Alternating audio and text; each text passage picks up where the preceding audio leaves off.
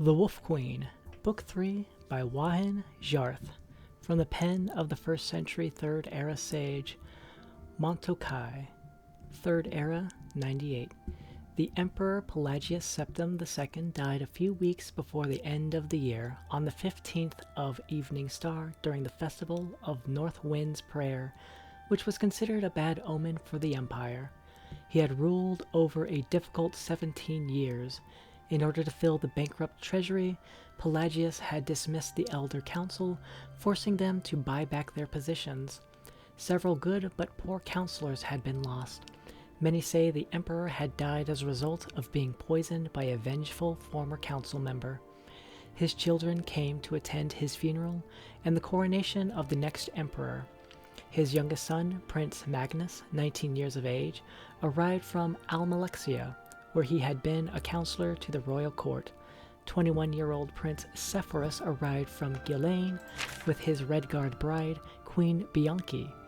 Prince Antiochus, at 43 years of age, the eldest child and heir presumptive, had been with his father in the imperial city. The last to appear was his only daughter, Potema, the so-called Wolf Queen of Solitude. 30 years old and radiantly beautiful, she arrived with a magnificent entourage, accompanied by her husband, the elderly king Montiarco, and her year-old son, Uriel. All expected Antiochus to assume the throne of the empire, but no one knew what to expect from the Wolf Queen. 3rd Era 99.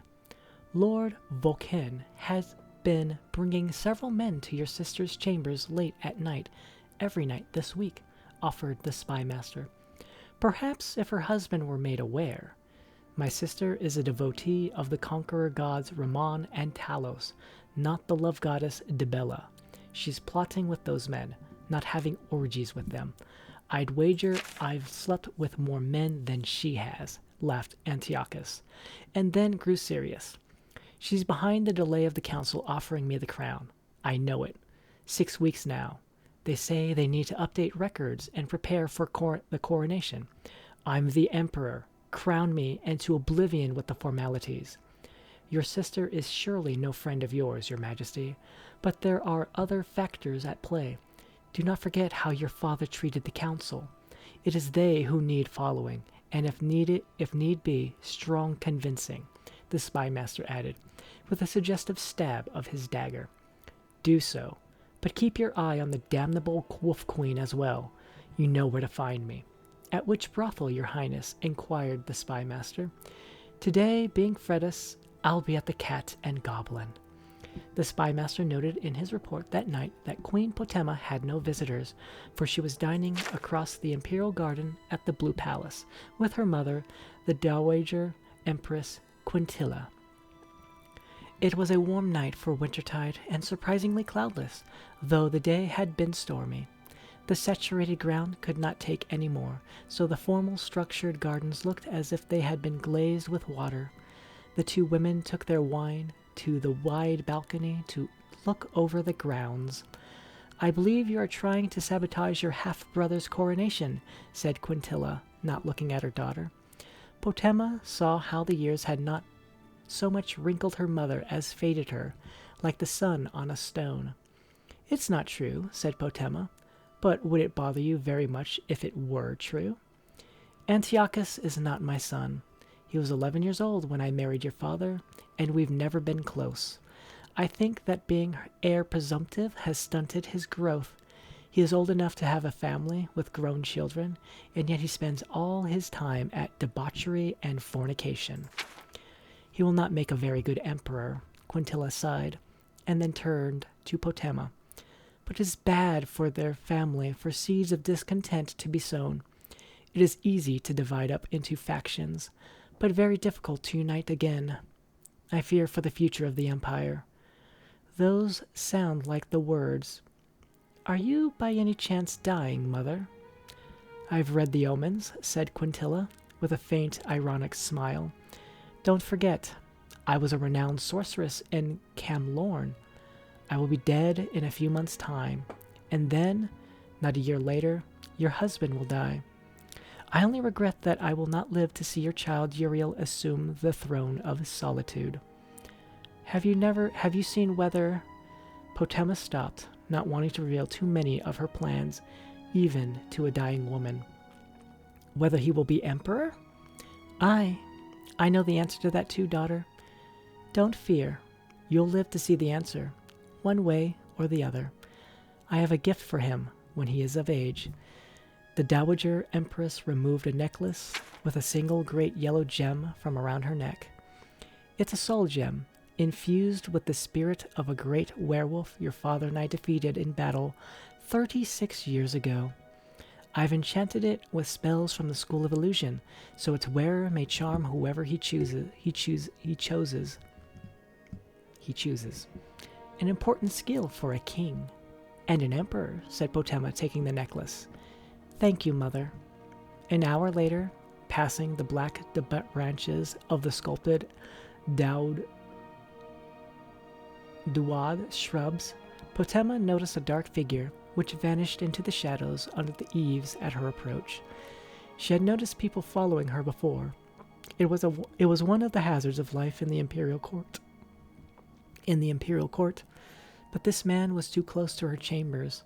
She slipped the necklace around her neck. Come out where I can see you, she commanded.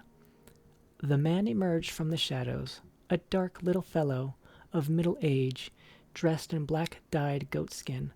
His eyes were fixed, frozen, under her spell. Who do you work for? Prince Antiochus is my master, he said in a dead voice. I am his spy. A plan formed. Is the prince in his study? No, milady. And you have access? Yes, milady. Potema smiled widely. She had him. Lead the way.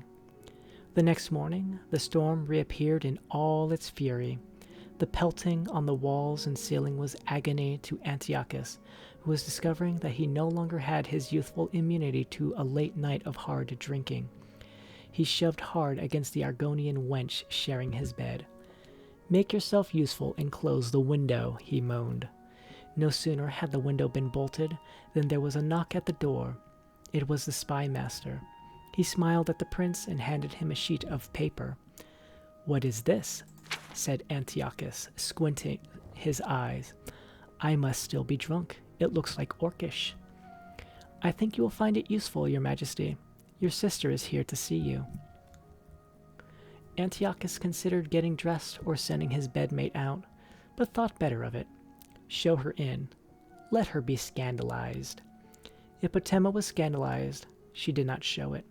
Swathed in orange and silver silk, she entered the room with a triumphant smile, followed by the man-mountain Lord Vulcan. Dear brother, I spoke to my mother last night, and she advised me very wisely.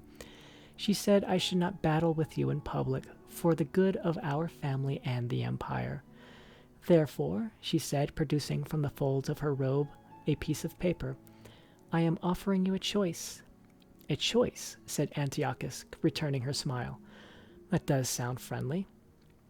Abdicate your rights to the imperial throne voluntarily, and there is no need for me to show the council this, Potema said, handing her brother the letter.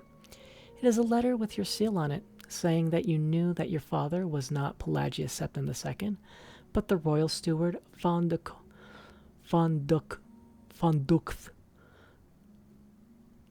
Now, before you deny writing the letter, you cannot deny the rumor, nor that the imperial council will believe that your father, the old fool, was quite capable of being cuckolded. Whether it's true or not, or whether the letter is a forgery or not, the scandal of it would ruin your chances of being the emperor. Antiochus's face had gone white with fury. Don't fear, brother, said Potema, taking back the letter from his shaking hands.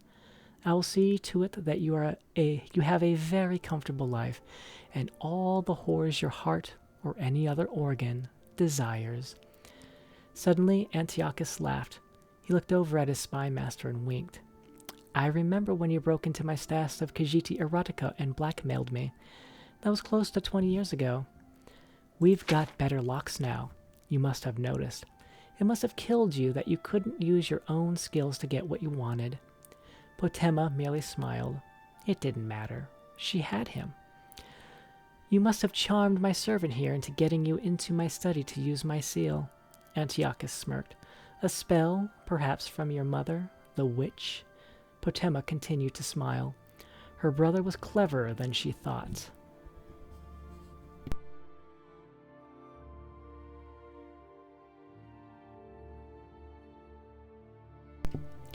Did you know that charm spells, even powerful ones, only last so long?